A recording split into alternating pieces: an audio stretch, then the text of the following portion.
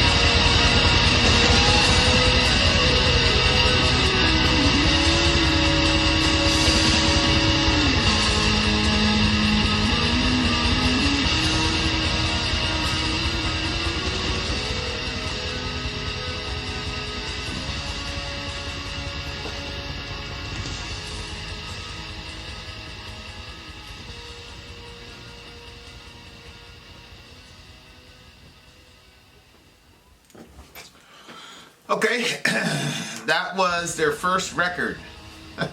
This sounded like a black metal song. Oh yeah, This sounded like very people. black metal. I remember when we first said that Behemoth was black metal, they were like, "No, they're blackened death metal." That's what they look like. That's them. Is Nergal in that picture? I think that's Nergal right there. What?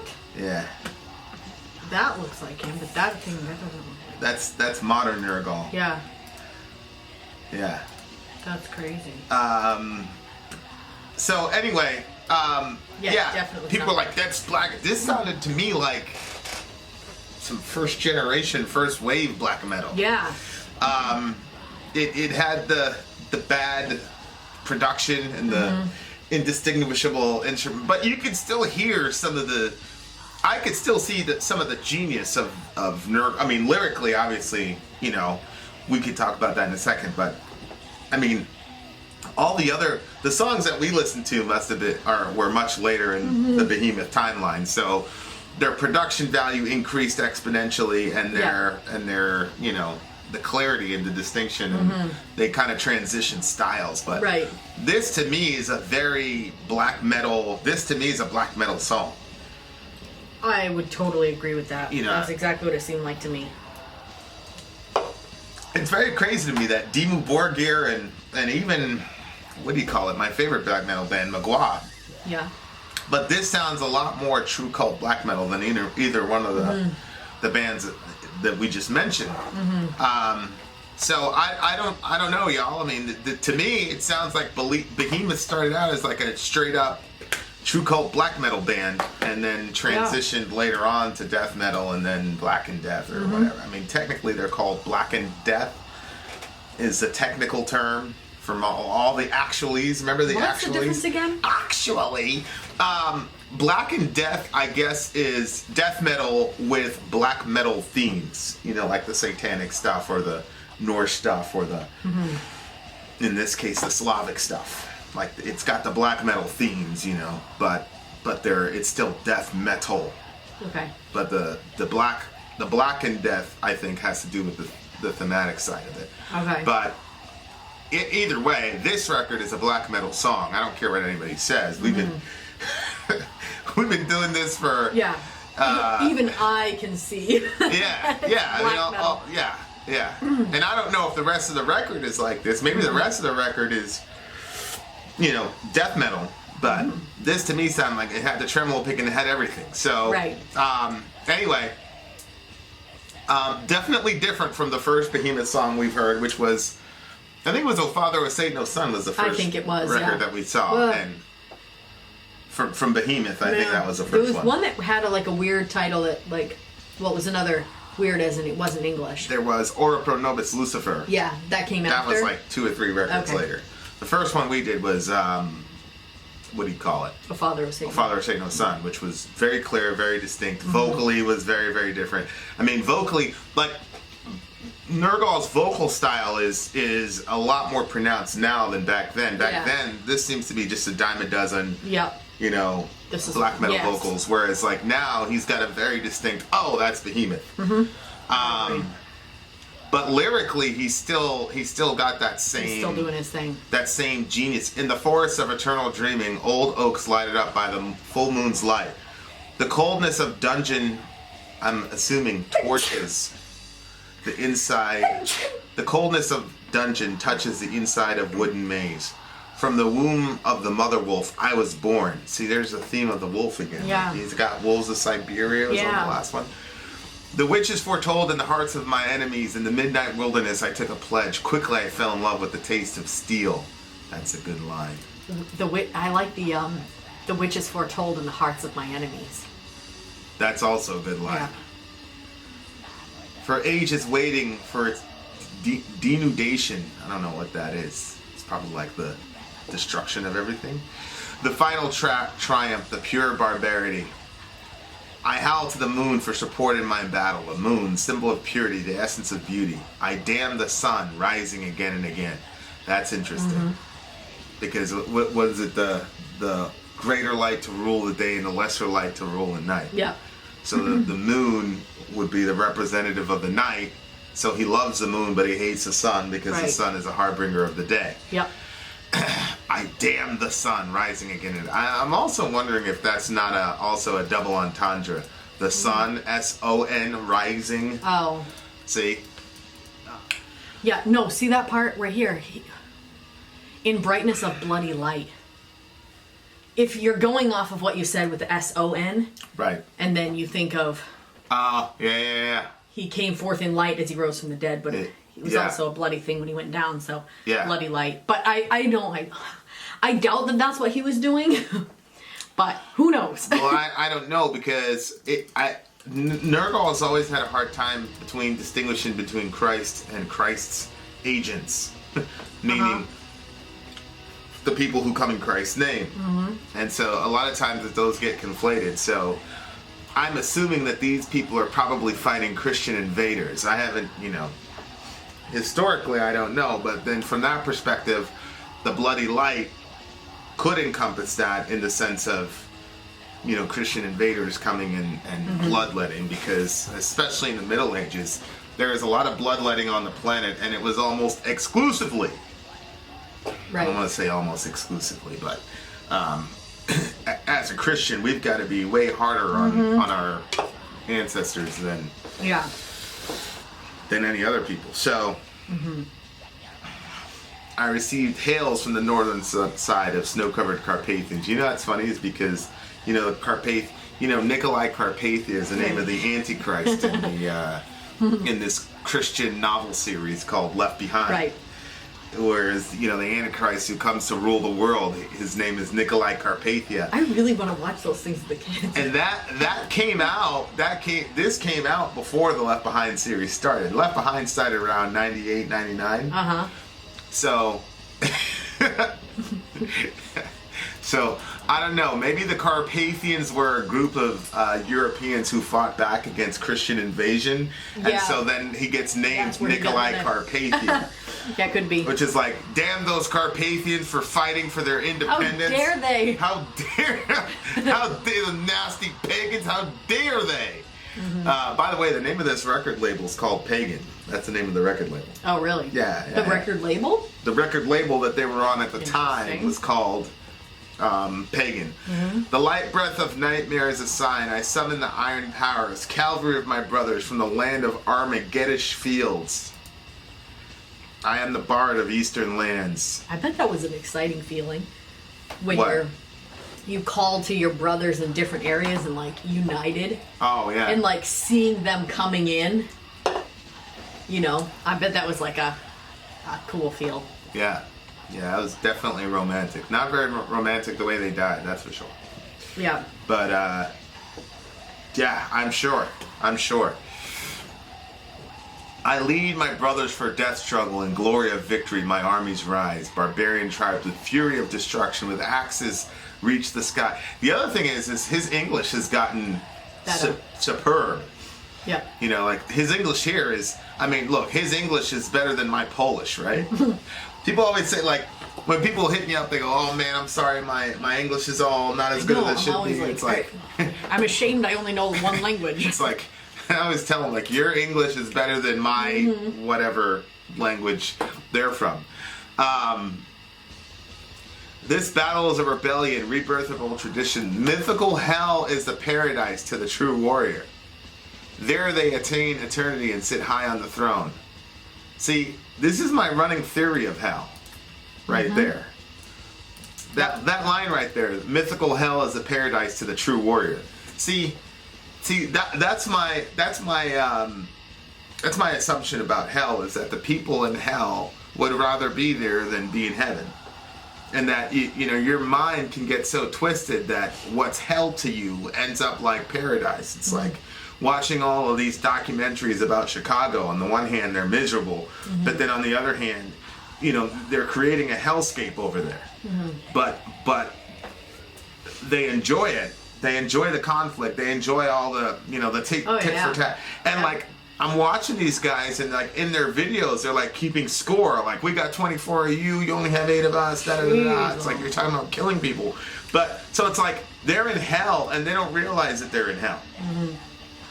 because their sin has so clouded their minds that they're not even able to tell the difference between hell and heaven. So what if you had a whole society of people that are so twisted in their minds against God that they get cordoned off a certain segment of the universe, that God basically says, okay, here's your playground, you can do whatever you want, I'm not going to be there, and none of my people are going to be there. What type of culture would that create? Yeah. And of course, it doesn't create a good one, but he's looking at it like, well, it's paradise to the true warrior. Well, I mean, we've met people that, like, in my opinion, were living a very hellish life, and they didn't want to change it, though. Right. They wanted to continue on. They felt that the sacrifices that they would have to make to get a better life was too great, and they would rather. Correct. Which is, that's kind of my running theory on hell. Like, to some degree, you need your rational mind in order to know that hell is hell. Right. So, like, you get these dudes, they're in the middle of Chicago, and they're like, it's a crazy hellish environment, and then as an outsider looking in, you're like, oh my God, these poor kids are in hell. And they are, but they don't know that they're in hell. Right. If you were to tell them, hey, this is hellish, how about we turn this place into a nice, suburban area where people can have cookouts and not worry about getting shot, they look at that as like a boring style of life, or being a square, or whatever insult they have for it. So that was a very, very, very interesting line. Because, and of course you get the whole idea of Valhalla, where you fight all day during the day, you get killed, and then you go to Odin's Hall and drink as much meat as you can and consort with the maidens and all that, and repeat process the next day. Yep. Which it's basically, no disrespect to the Norwegians, but it's basically, endless war, bunch of meaningless sex and alcohol, which to me is hell. It's hellish. But to them, it's like the ultimate place where, that's where you want to go. So anyway, it's just an interesting idea that hell is a paradise to the true warrior. And of course, he's looking at it like, you're going to rule in hell. This is the other misconception from a Christian perspective. Nobody rule. Jesus not even the devil is ruling in hell. hell. Jesus is the ruler of hell in Christian theology, not the devil. Right. Which is kind of like a lot of people don't realize that, is that in Christian theology, because you get a lot of the medieval art where the devil is kind of like running the shop in hell, and then he's, telling everybody what to do, and everybody's got the pitchforks and they're shoveling the coal and all that, but, Well, it's kind of like the same thing, how people think that there's some kind of tug of war between Jesus and the devil. Yeah, they get the arm wrestling match between. So then it's, Jesus is ruling over there in heaven, devil's ruling over there in hell, and they fight, and it's like this. But that's not, both belong, both places are ruled by God. Yeah. Pagan nations became united. Mighty bards received their long-awaited silence. Slavs returned to their villages and woods. Pagan frights of heavenly hell dispelled. Yeah, this to me is like an alternate universe, because I don't believe that the pagans were able to unite completely and push back the Christian invasions. I don't think they were able to do that. I think that's actually was one of the strengths at the time of the Catholic Church. You didn't have a Protestant Reformation that splintered the church after that. Oh. And, a lot of people should be happy about the Protestant Reformation, because it created so much infighting within the institution that they were not able to go out and terrorize as many people as they did before. Because now they had to focus. Crazy. Now they had to focus on killing Christians. See what I'm saying? And so, like, the Catholic Church had to worry about, and then you had the printing press that came out and all that. So, so the Reformation. I didn't realize that's what stopped all of that. The Reformation really helped, because now the power brokers over there in the Vatican were like, wait a second, we got to deal with this Martin Luther guy. And then he had the printing press, so they were trying to stifle. That's where the whole freedom of the press, free speech, blah, blah, blah. That's really interesting when you think that's about where all the seeds of that stuff came from in the Western world. Is you had the people that were creating those ideas were the sons of the people that were running like mad from the Catholic Church. Like, don't be mad, Nurgle. Like, we had to deal with it too. Protestants. That's crazy. It's crazy when you think about, we believe that God is behind everything that happens. And so, like, here the Christians were going after like these pagan nations, and Right. then, like God turns the whole thing on its head, and now they're going after each other. Right, and it's better that they come after us than they go after our Right. pagan neighbors. Right. Oh, I agree. So, good. But, I saw what's his name? JP2. He went to the Wailing Wall in Israel and he apologized on behalf of the Christian church for all the atrocities we committed, Oh, especially really? during the Holocaust. Yeah. But I haven't really seen any Christian. Is he the one that's in right now? No, JP2, he died. Hair and- He died over 10 years ago. The one now doesn't let people kiss his ring. Did you see that? Yeah, True? yeah. What? I mean, he's supposed to be like the most humble pope of all time, but how humble can you be when you claim a title that says you're the ruler of heaven, earth, and hell? And you're wearing the tripartite crown. And you're Touche. calling yourself persona Christi and the vicar of Christ on earth. I like him, and he's generally humble as far as popes can go. But how humble can you be when you Have that position. have that position? Right. You're calling yourself the vicar of Christ on earth. I mean, that's a divine title. That's the Holy Spirit, right? The vicar is somebody who comes in place of, like Right. vice regent, right? I see what you're saying. So from a biblical perspective, the Holy Spirit is the vicar of Christ, not a man. Right. So I get it, but my point is, I can't recall a major figurehead in Christianity, whether on the Catholic side, the Orthodox side, or the Protestant side, that has apologized to pagans for the way that we treated them. So it's like, of course the Holocaust is terrible because we had videos of it and all that, and what the Catholic Church did during the Holocaust was terrible. But what about, and aside from Catholic Church, also the good Protestant people of Germany who stood by while the SS soldier came in and raided their neighbor's house for them never to be seen again. I got a lot of people saying, oh, the average German didn't know what was going on in the Holocaust. Stop it. Your neighbor disappears in the middle of the night on a train and never comes back. You don't know what happened? See, this is the stuff that it's like, of course he knew what was going on. You just will feel ignorant. And, and for the most Nobody part, wanted to make that sacrifice. for the most part, well, I mean, you had rare exceptions. Father Maximilian Kolbe, on the Catholic side, and then you had, Dietrich Bonhoeffer on the Protestant there side. was no lack of suffering in a lot of those people's lives because they decided to help them. Well, they both died. They both died in concentration camps. camps, yeah. Bonhoeffer died 3 days before the camp was liberated, and then Maximilian Kolbe actually, he was fine.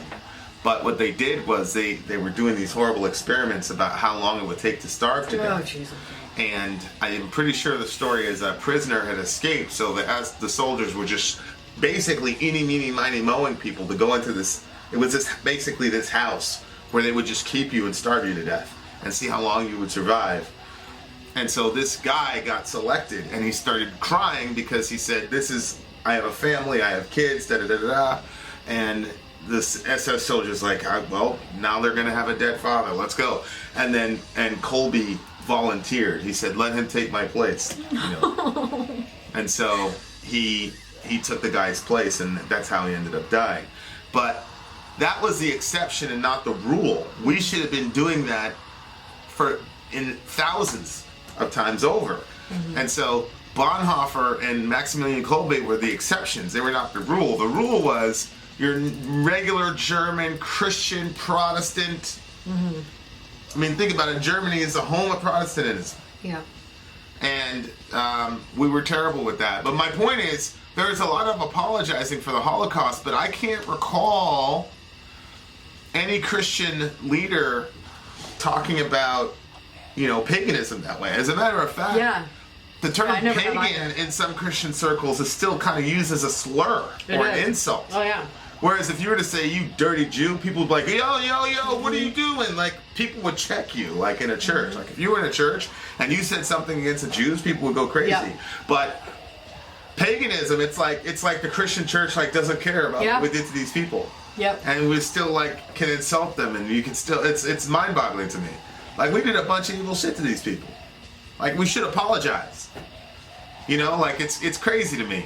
So, there's a glaring wound there you know, for what happened to these people in Europe, We and apologize sure, right now for whatever that. 100%, and I believe in collective guilt, Yeah. right? Because you have collective benefits, and we've benefited as Christians from what our Christian ancestors did to those poor European people. So if you benefit from the actions of the collective, then you have to take responsibility for the actions of the collective as well. You can't have it both ways. So as nobody, nothing Christians, we apologize to the pagan community and the European community. But I mean, We that's, have a platform.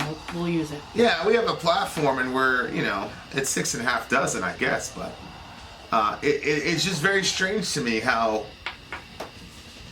we kind of, it's like not really important. I know. And I don't understand why that is, you know. And then of course when Christians run into stuff like this, or run into, you know, black metal or the church burnings and all this stuff, they go crazy. Apologizing to the Jews for Christians kind of makes sense. Why? Because you know, like all of the theology and stuff that. Oh, the dispensation. Yeah. Yeah. So then that makes sense. But I've never heard them apologize to, you know, blacks for slavery, or, you know, the pagans for that. Have you? Maybe you have. I haven't. Well, yeah. I mean, the Christians absolutely, you know, took part in the slave trade. Although the main thing with the slave trade was economic, it wasn't necessarily theological. The theological was there to kind of to justify the economics. But what's happening here is how is that different than what the Jewish thing was? Well, the Christians weren't going after the Jews. It wasn't. They just weren't protecting them. They weren't doing their Christian duty. Well, it wasn't. Well, the reason is because there was actual animus to the Jews. Because in Germany, it was ground zero for Martin Luther, and Martin Luther had written this tract called Of the Jews and Their Lies that got distributed during the Holocaust. And so there was a theological, it wasn't just German citizens innocently, passively doing nothing. Mm-hmm. You had German citizens who, for political reasons as well as theological reasons, had real animus toward the Jews. For theological reasons, like you guys are Christ killers, blah, blah, blah, blah, blah, blah, blah, blah, blah. Right? Okay. Yeah. So that's why I'm saying it's different. Whereas the transatlantic slave trade wasn't initiated for theological reasons. It was initiated for monetary reasons. Mm-hmm. Whereas what we did to the pagans was initially theological. We're going to go there and civilize these savages. See what I'm saying? Like, it was a corrupt form of Christianity, we would say, but it was their Christianity that was driving those actions in pagan lands, or driving, you know, the destruction of the Jewish people in Germany. Whereas it wasn't theology that was driving the transatlantic slave trade; it was economics. And of course, you know, there are a lot of Christians there that participated, and you know, but you also had a lot of secularists that were participating and saying, well, these Negroes are not really human. You see what I'm saying? It was like whereas like the what's going on with the pagan stuff is distinctly Christian. You know what I'm saying? What you're saying, yeah. Like, so that's what I'm saying. Is like we're more directly responsible for this stuff, and it's just odd. There doesn't seem to be any sort of remorse whatsoever for what we did to those people. And then these people have the nerve to fight us back and set some churches on fire, churches that were built over their, you know, sacred shrines or whatever. The audacity of these people to burn it. And look, I obviously don't advocate church burning. I think it's terrible. No. I think it's horrible. But I think, you know, you got to kind of look at this stuff and say, well, why are these people so mad at us? Mm-hmm. And it's so easy to say, well, obviously it's why they worship the devil. It's like, okay, all right. I you know what? I think that's the reason. I think it's because they're pagan and they don't share our religious, you know, monotheism, whereas a Jewish person would share, you know, monotheism and the God of Abraham and all this. So we feel worse about doing it to them, whereas these guys are pagans. They believe in a multiplicity of gods. They don't even believe in gods. They believe in nature or whatever it is.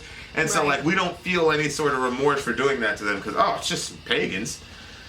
It's like they don't believe in the one true God, so we can do whatever we want to them. Okay. Well, they set a couple of your churches on fire. So there's that.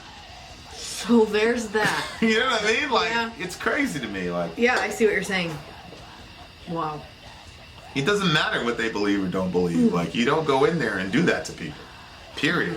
End of story. Right. As a matter of fact, you're supposed to be even more accommodating to people who are farther away from you than people who are closer to you. So we should have been more accommodating to these folks than our Jewish or Muslim friends and cousins. So anyway, it's terrible stuff. And I that's one of the reasons I'm glad that we homeschool, because we're going to be able to explain to our kids how the hell we got here. Yeah, And for sure. they're going to know about, the Holocaust and slavery and this stuff, and they're going to have a really good understanding of their history and the times when their ancestors did amazing things in the world and the time when their ancestors did terrible things in the world. And yeah. So anyway, what do you give the song? A 7. Yeah. Yeah, it's a 7. Definitely see the seeds, at least lyrically, of the Behemoth that we know and love now. But I mean, to me, this song is like a run-of-the-mill black metal song. It's not really, and instrumentally speaking, I think for black metal,